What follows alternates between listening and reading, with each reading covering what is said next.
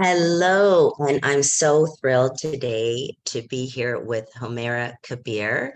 She is a women's leadership development coach, and she has just written a fabulous book, Goodbye Perfect: How to Stop Pleasing, Proving, and Pushing for Others and Live for Yourself.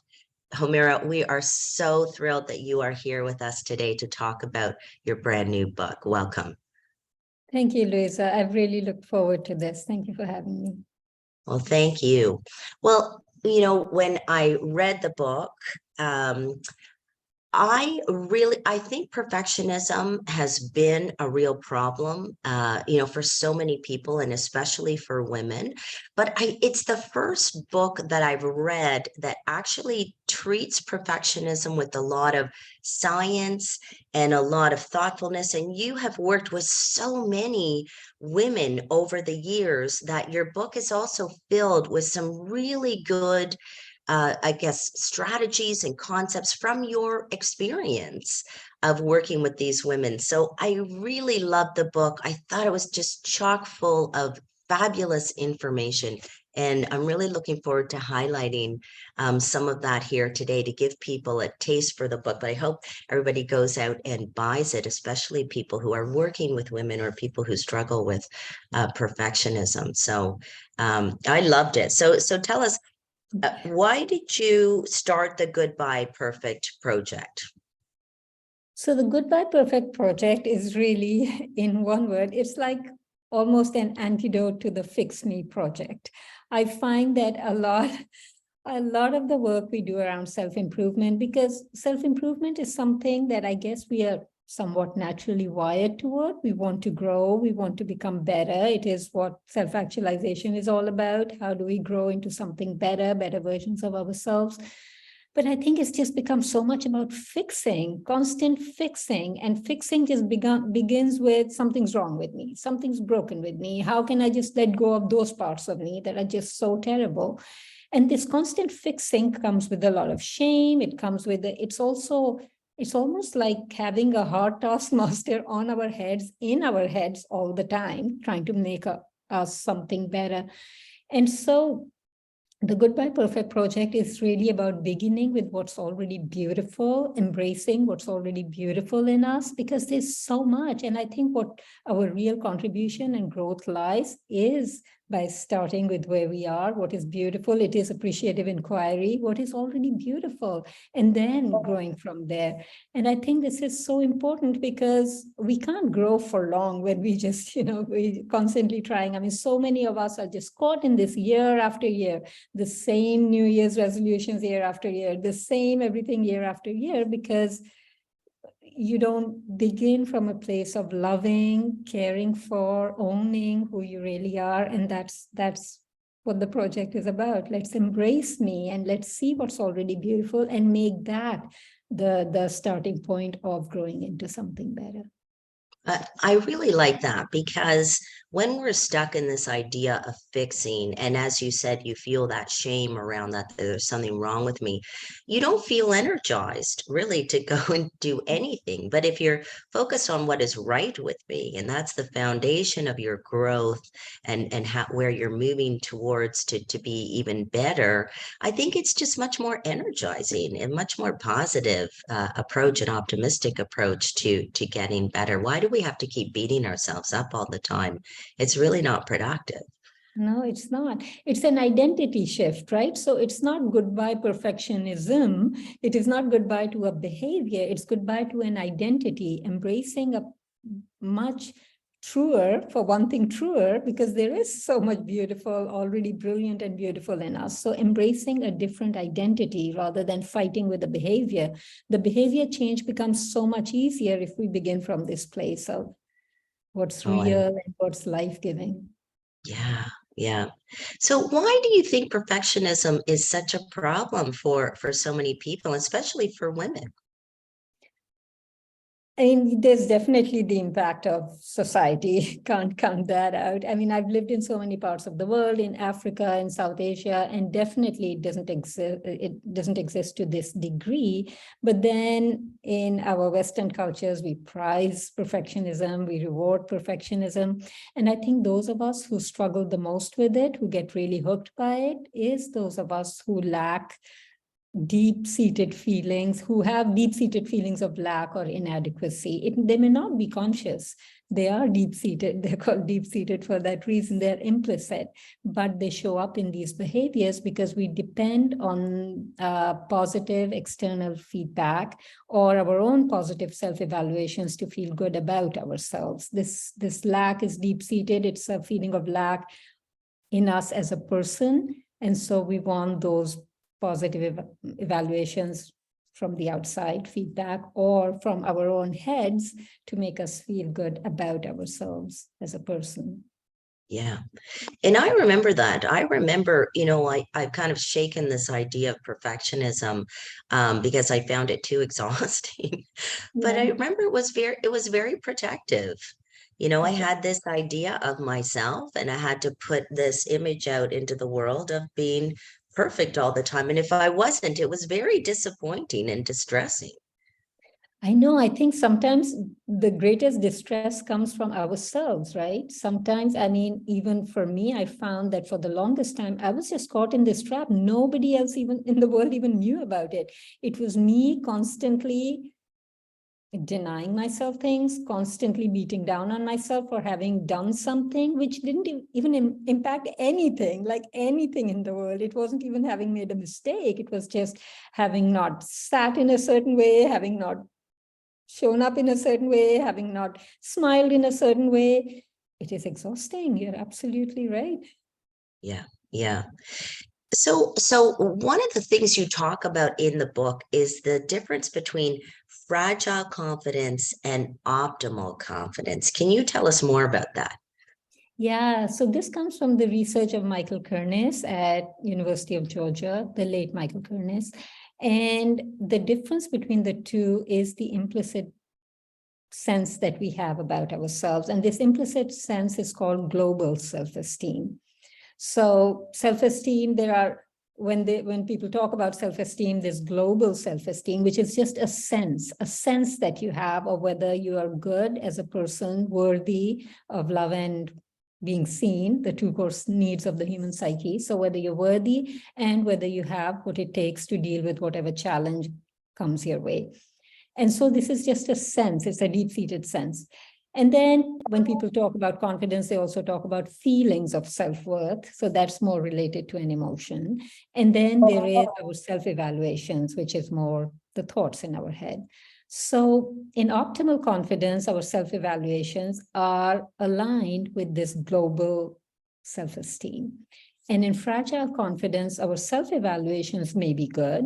You get successful, you're competent, you've achieved a certain level in your organization. In your head, you say, yes, I'm successful. That's what you tell people, all of that. But deep inside, that global self-esteem is lacking. So that is the key difference between the two. And a lot of the work that we do, we don't address global self-esteem, right? So what it leads us to, and this is where a lot of women are stuck, a lot of the women that I coach who are successful, who are competent, who are qualified, but they're still afraid to take risks. They're still afraid to put themselves out there. And they just feel, one more qualification and maybe I'll be confident, and one more something degree and maybe then I'll be ready. But we don't need to work at that level. We need to work at a totally different level, at the level of global self-esteem. And I imagine that's where imposter syndrome comes from. It also does. Yes, also does. So how do we align then? How do we align then this idea of, global self-esteem and align that with our behaviors and with how we're feeling? So I think first we have to work at the level of global self-esteem, right? And that's again very difficult because they are implicit. It's very difficult to work with an implicit sense. And which is why in the book I offer this journey of of these 4 steps that we go through, these are the qualities that we would develop naturally if we have a secure attachment style. Because global self-esteem is highly impacted by attachment style. And so these are the qualities that we would develop if we had secure attachment. So instead of fighting whatever implicit sense we carry, very difficult to do that, not even a very uplifting approach, we just build different neural pathways. And we know that neurons that fire together, wire together. So instead of trying to let go of certain feelings, very difficult to do that. You're feeling self-doubt. Well, it's a feeling, it's visceral. So instead of trying to fight it, just disengage with it and instead engage with the more positive. First build them, develop them, and then engage with them instead. So that is what we do. We align our actions with these feelings that we have, that I'm worthy, that I have something of value to offer, that I can deal with what comes in the way of my of my pursuits. And so we align our behaviors with that. And then when we take those behaviors, we kind of create these feedback loops. We think about them, we reflect on them, we savor them, so that the explicit and the implicit just start creating those nice feedback loops. Right. And you talk about attachment theory, and that's something that's developed within us very early in childhood. And so how do you change that if you don't have a secure attachment theory, attachment style? You can't change that, but again, you kind of try and develop those qualities in yourself that you would have developed had you had secure attachment. That is one thing that you do. And secondly, I think what you do is you try and develop a voice in your head. I think that is so important, which is why with each of the 4 components, I also have an inner voice, an inner mother, or whatever you want to call it, that is about, helps you develop that quality. So if you're trying to develop the quality of self-worth, you have an inner compassionate voice, because we always have a voice in our heads. And with fragile confidence, the voice is usually critical, or it's pushy, or it's, negative in some way or the other. It's not aligned with helping us flourish. It's more aligned with helping us stay safe. And so you develop these different voices in your head that are going to help you, especially when you're afraid or when you face setbacks or criticism. Yeah. And I do think not only is, the language in our head really important, but also the language that we speak. I mean, I've been around women where I hear the most dreadful things. And I think, don't say that, don't say that to yourself, or don't use that language. Why? Do you find that women are undermining themselves even just with the language that they use? It definitely, oh my God, so much. I mean, one, it's almost like they just say it. Sometimes I feel as women, we also need to say it to make the other person feel good. I mean, it's like, let me share my doubts and how I'd be down on myself, because maybe it'll help the other person not feel that bad. We don't need to do that. I mean, I think Miriam Williamson said this. She said, you're playing small, you're beating down on yourself, doesn't serve anybody. I mean, the more we talk about ourselves in empowered ways, I think it encourages other people to do that. It inspires other people to do that. And when I say we undermine ourselves a lot with language, what I mean there is that we don't assert ourselves enough when we're speaking. So there are all these things like needless apologizing, things like needless qualifiers. I just want to say one little thing. I mean, we don't need the just and we don't need the little. All these different ways that we downplay our message, and it doesn't help us be as assertive as we can be. Yeah, like when someone says, "I'm just a mom," what? What do you mean you're just a mom? I mean, that's huge. It's, and you're right, that word just, right, is, it can be so undermining, and we don't even realize that we're using that kind of language. No, it's like a security blanket, Louisa. I remember that when I started identifying this in myself and I was practicing without it, I felt I was like without a limb almost, or my sentence was incomplete. And how can I just leave it at this? I need to add a little bit more, but it's practice.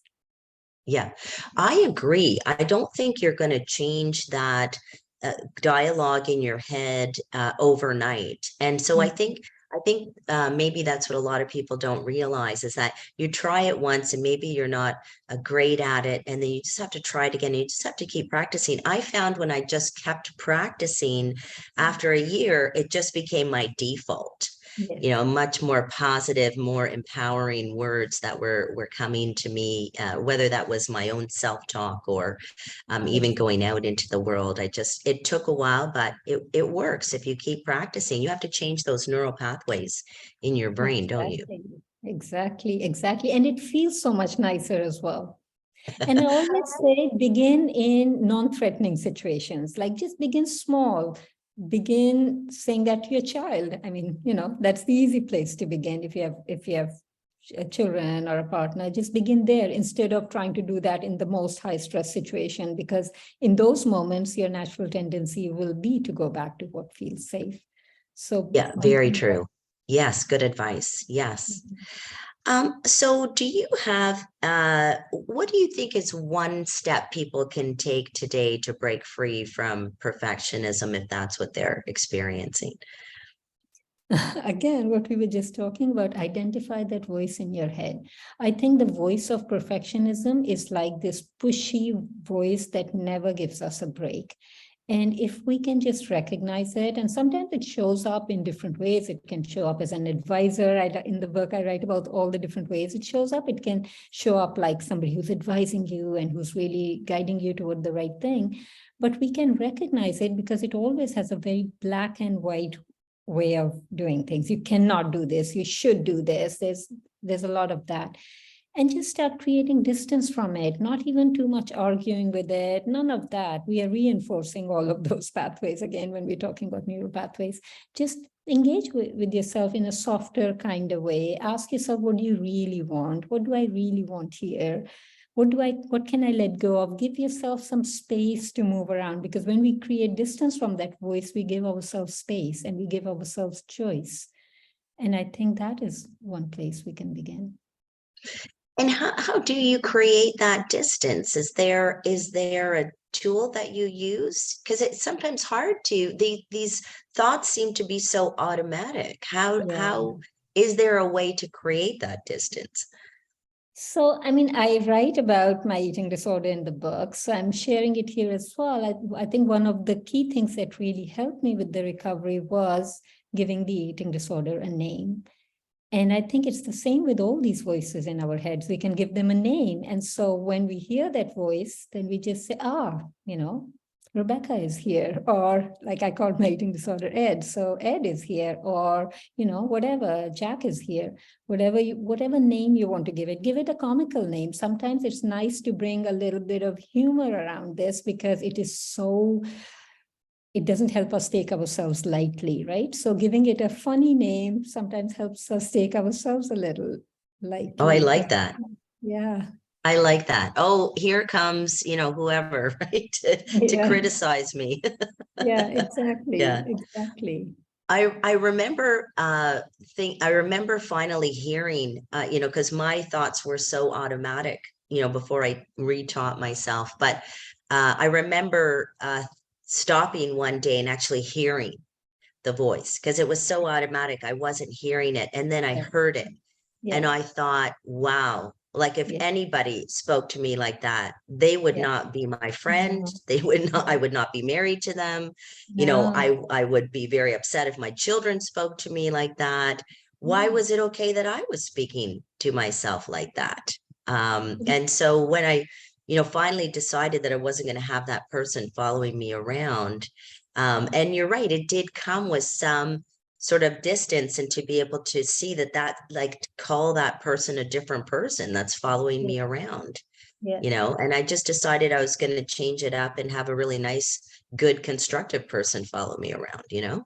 Right, exactly, exactly. I sometimes laugh. I say, I wish there was something science makes those advancements that we can transcribe the voice in our heads. And when we write it down and see it written on paper, we'll think, what nonsense is this? Like, why are we putting up with this, right? Yeah. But you know what? I think going back to what you said earlier, I think it does have to do with identity, because if you really do like yourself, you're not going to speak badly to yourself. I Mhm. think so much easier to say nice things about someone we really like. And it's Right, very easy to say bad things about somebody we don't like. right. And so I think it does go back to that idea of global self-esteem and, that those ideas of identity and really liking and loving ourselves. Loving ourselves. I mean, again, just look at, we talk of that stage of when two people fall in love with each other, the stage of passionate love. You cannot, all you see in the other person is perfection. Like there is nothing wrong with them, right? All you see, when you look with the eyes of love, all you see is everything is right. You don't see anything that's wrong. And I think, I mean, it's not about going to any extreme, but I think we have a long way to go before we get there, like really looking at ourselves with love.